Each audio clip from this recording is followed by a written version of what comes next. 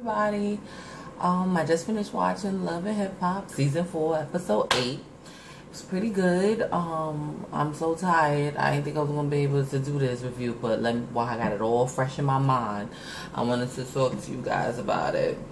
So they started the episode following Kalina and Tony about this whole club capture. I think she said it was a capture. And they talked to the guy named is Kevin Williams or something like that, about the club. This is the guy. I thought it was Benzino. That's why I didn't hear them say the name or whatever. I'm sorry, that's the bus going by in front of my house. I got the windows open. It's getting hot in New York City or whatever. And no, I don't have an AC because that shit makes me sick. So anyway. That's probably why I look so greasy with sweat or whatever. Anywho, they went to go talk to him or whatever and talk about showing him around the club and everything. And it looks nice. It looked like a nice, decent place. But I guess it's hard to have a business.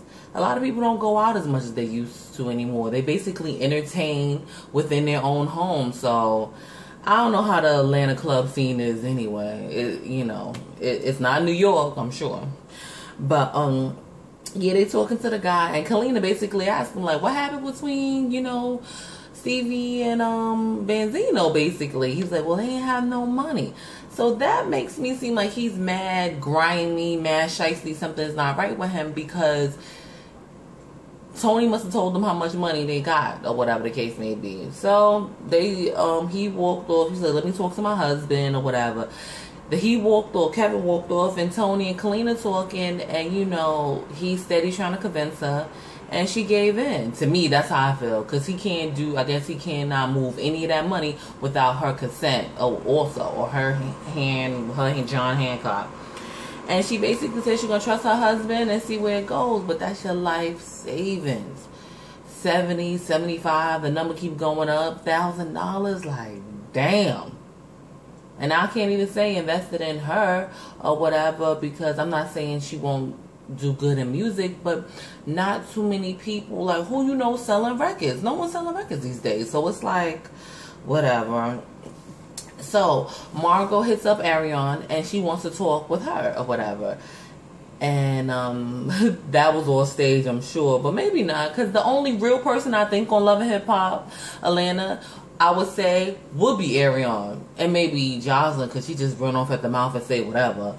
So, but she seemed like the only truthful person there. She's not a major cast member or whatever, and neither is Erica. And they need to just take her off the beginning. They might as well put Ariane there, because it seemed like she's getting more airtime than Erica anyway. So they're talking, and she explaining to her about that, Mimi mastermind everything. And of course, she's going to listen to her husband. And I agree. I don't think she masterminded, because I feel like Mimi's too dumb. I think they both masterminded together. He presented her with an idea, and she went with it. All that stolen the bag shit, that was just nonsense. And I don't believe he made it up. They both made it up or whatever. And no one's out here really believing him, Margot. Trust me, honey. Nobody's out here believing him. Yeah, he's the little, like, freako, sleazy type, of course. But, yeah, I think they did it together also.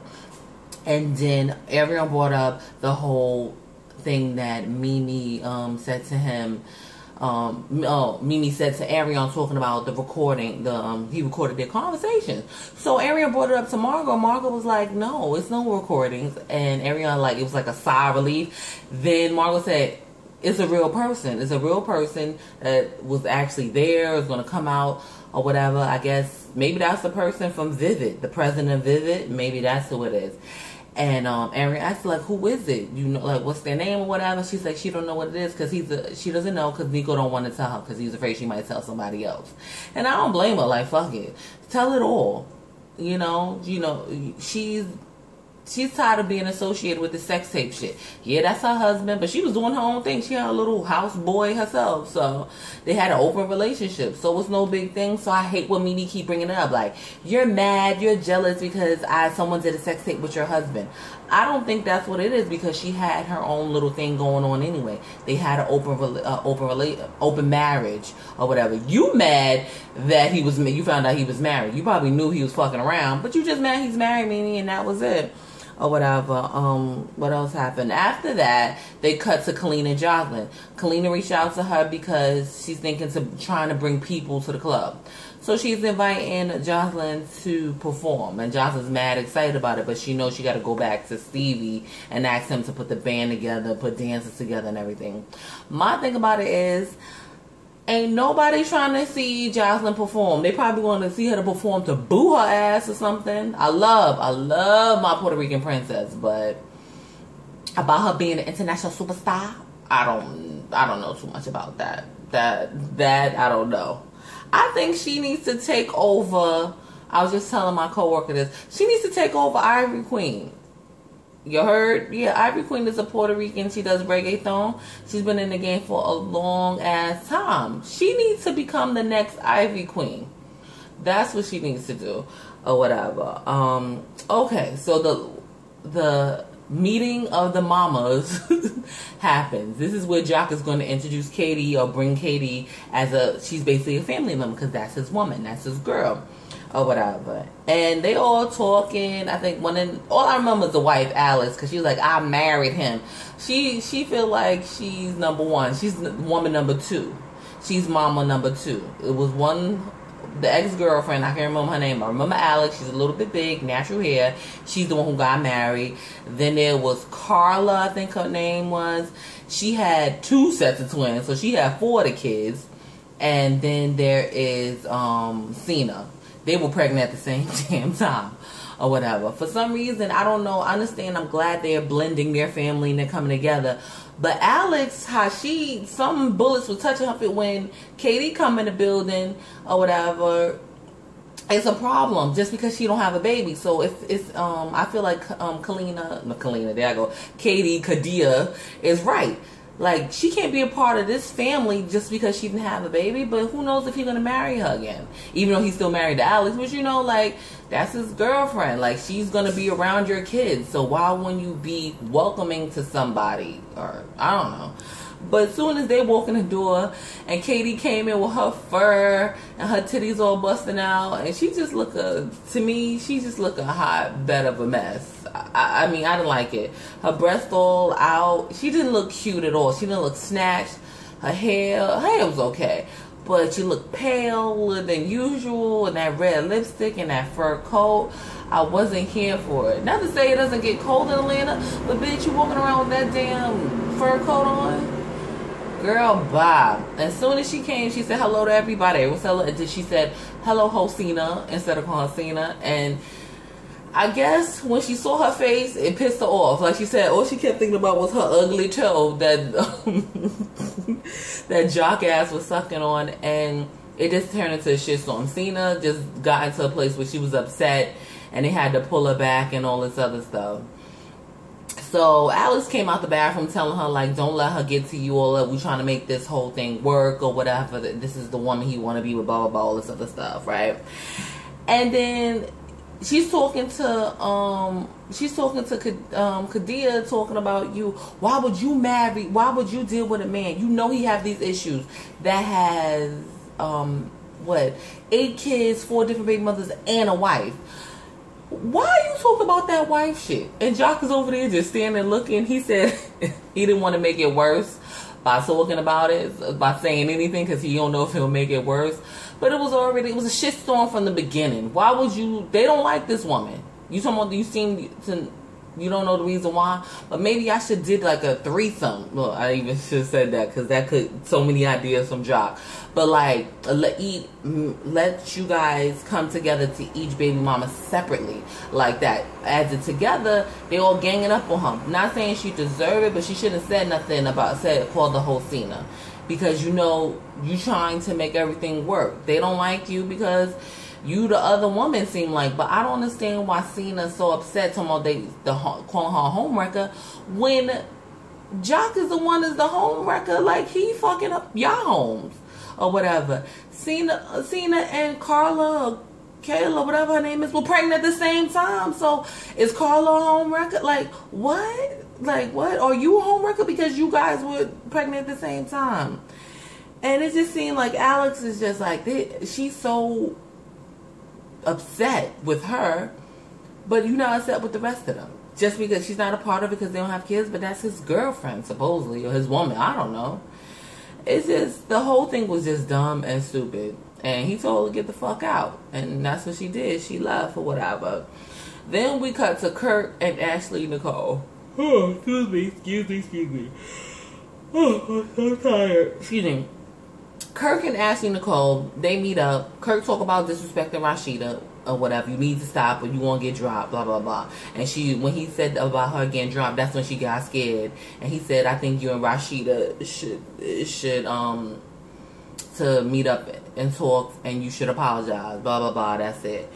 And that was it with that. So Mimi comes over to Ariane's house to meet up. Ariane goes over to Mimi's house to talk about the meeting that she had with Margot. Well, not the meeting, but she let her know that Margot reached out to her or whatever, right? So she told her she reaching out to her or whatever. She said basically to talk about, everything with the sex tape with you. She's like, to talk about Frico and Mimi and the sex tape, blah, blah, blah. And once Ariane said it, Mimi was like, yes, to talk about me. Nobody, but you're not that serious. Honestly, this whole sex tape and this Frico and Margot thing, this is the only thing that keeping you on the show because nobody's here for you. Nobody want to be signed to your management team. They probably want to be signed just to be on Love and Hip Hop Atlanta. And that's it. No one's here for you. MF management, Mimi False management. Nobody's here for that. And she was telling her what they were talking about and everything. And Mimi's feeling some type of way because Ariane's her best friend. And Ariane's questioning her about what's going on. And the thing about it is, why wouldn't she question you, Mimi? You lied to her before. You lied to Erica. You lied to Erica about it. You lied to Ariane about it. Why wouldn't she question you? Why wouldn't she question? Because regardless, like Ariane said, I'm going to be your friend regardless. But she would want to know, why would you, if we're supposed to be best friends, why the fuck are you lying? I just can't. I just can't deal with Mimi. Her stupidity. It's just stupid to me. So, of course, Margot had asked Ariane to participate. So she hired her to be in her art show. And Mimi wasn't here for it. She was disgusted or whatever. If you claiming you're not mad at Margot, why would you stop her success? Maybe she wants to get into modeling. Because Ariane bartends, right? Yeah, she bartends and her girlfriend's the DJ, right? Yeah. So why wouldn't you let her do that? She ain't got nothing against you. She didn't attack you, but she did have your hand in her face. She probably shouldn't have did it, but if it was me, I would have punched you in the face. That's straight New York, I guess. But that's just how I feel about it. Why would you stop that? I don't think it was wrong to me that she wants to. The only problem now, if Ariane would have went to work with Frico, then I can see. But it was his wife, and you don't have no beef with her. That's what you're saying. You said you don't even. It's not like you don't not like her. You don't know her. So why the fuck why are you mad that Ariane's gonna go work with her? And basically, she told her to get out, and she kicked her out of the house or whatever. She was upset, and I don't think she should have been upset. So that was whatever. And she's like, you kicked me out. So she said, give Eva a kiss goodbye. Ariane is hilarious. When she said that, I was cracking up. But Mimi, you're just being just totally like stupid and petty. And she's like, yeah, right, I am being petty. Well, that's why you take your little petty ass on. And that's it. Or whatever. Then we cut to Stevie J and Jocelyn. Jocelyn asks to see him or whatever. I don't know if she was going to apologize or anything like that. But meet up because she wanted to tell him, like, Kalina is already opened up this club and I need your help. I need you to get the band together. I need you to perform with me or whatever. So they kissed and make up. That was basically it. And then we cut to Rashida and Ashley Nicole. Ashley reached out to Rashida to apologize or whatever. So she was talking to her and told her she apologized or whatever the case may be and let her know how she felt or whatever. And then Rashida said the same thing Kurt did, that we was going to drop you. You should have dropped her. I would have kicked that bitch, because you don't disrespect me in my driveway. Don't disrespect my mother, nothing. But, you know, she somewhat accepted her apology and invited Rashida to, Ashley Nicole invited Rashida to come to her performance. Rashida, of course, being shady, talking about, oh, I'll think about it. You know, I might be busy. I probably can't go because I may be busy. You ain't got nothing to do. You work in the sweatshop in your house. You ain't got shit to do. Just have your son do the orders for you. He old enough. So, yeah. And then we get back, after all that happened with the mama's meeting, the meeting of the mothers, Jock, dumbass, went to Cena's house to check on Cena to see if she was okay. I don't know if he checked on the other mamas, and slept in his car. He came back, tried to get the key to the door, and it was changed. She changed the locks on that, so I guess he was banging on the door or whatever. He talking to us like, damn, it's been less than 24 hours. Like, you already changed the locks? And when Kadia talking to us, she was like, soon as I got home, I looked for a 24-hour locksmith and changed the locks. I was like, that's the way to do it. I kind of like the things that she do. That was funny when she said that. Like, fuck that. I know he got a key. He probably ain't got nowhere to stay. So they're talking. She's letting them know what's happening. She was upset. And you can tell she's been crying all night or screaming or something, because her voice was very hoarse. And I know that feeling. Crying and screaming and disgusted that you have these feelings away for a piece of shit of a man. I've been there. I'm sorry. Some part, I don't, you know, I'm not saying she's all the way wrong, because I've been there with Kadia is with men.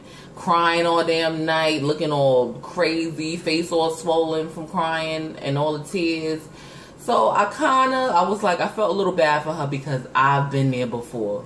I don't know, some of us, all of us been there, somewhat, some form of fashion. Someone you love break your fucking heart, and that's it. Not to say she didn't have to come in either, calling somebody Hope Cena, but they're talking or whatever, and then, you know, she just was disgusted by him that he didn't stick up for her or whatever. My thing is you want to say whatever out your mouth, be prepared for the consequences when someone come back at you with it. That's all, Cena. I mean, ooh, shit. That's all, Kadia. You know, you can't expect no one not to say nothing to you if you come out your face and you come to an event or gathering with a fucked up attitude already. So they just basically, you know, dished what you gave out. That's it. That's all I'm saying, Kadia. But I do have some sympathy for you, because I've been there. I know what that shit is about. And she decided to pack his shit or whatever and told him to go sleep in the car again. And then she got upset, like we all women do. We get upset listening to Mary J. Blige, and we start throwing his shit off the balcony. And that's what she's doing. She's like, I threw Gucci, I threw Prada, whatever. And I believe it, because, you know, it seemed like she get her money and she takes care of him. She is definitely a sugar mama. And like they said, she is a sponsor. So she started throwing his shit off the balcony and everything, and he threw one back at her or whatever, threw a shoe back at her, whatever, telling her to better clean it up and all this other stuff. And I just felt bad. Her voice get more raspy. She's screaming. And what she said touched my soul. She's like, what did I do? And I'm like, oh, whatever. She said something to that effect. I can't remember. But I've said that before. What did I do? What did I, why, what? Why me? That was like one of those. And I was like, ooh, I felt bad for her, because I've said that shit and really mean it. Like, what did I do that couldn't make you happy? Why do I deserve this? But we put ourselves in those positions sometimes, and what can we do? Sucker for love, I guess. And then we cut to Mimi talking about Frico and Margot once again.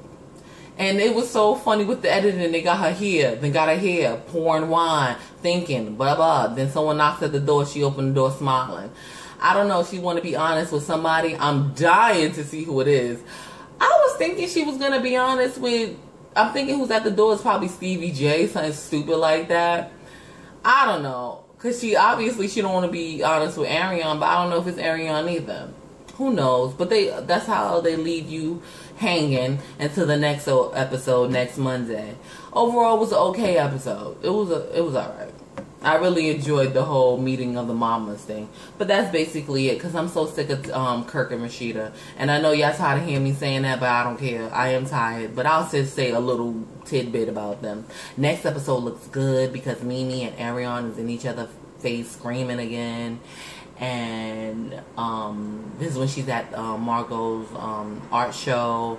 What else happened? Oh, Tony and Kalina breaking dishes and shit. I don't know what happened. Seemed like something happened with the money with the club. That nigga probably Kevin stole the money. Who knows what's going on with that? And that's basically it. That's basically all that's going on with that whole situation. Next episode. So hopefully it's better than this one. And that's it. I'm going to take my ass to sleep. I tried. I was going to do Married to Medicine, but y'all going to have to catch me another day. It's going to be a long week ahead. And I hope everyone has an amazing week also. And I'll talk to you guys hopefully sooner than later. Don't forget to subscribe, like, comment, and share.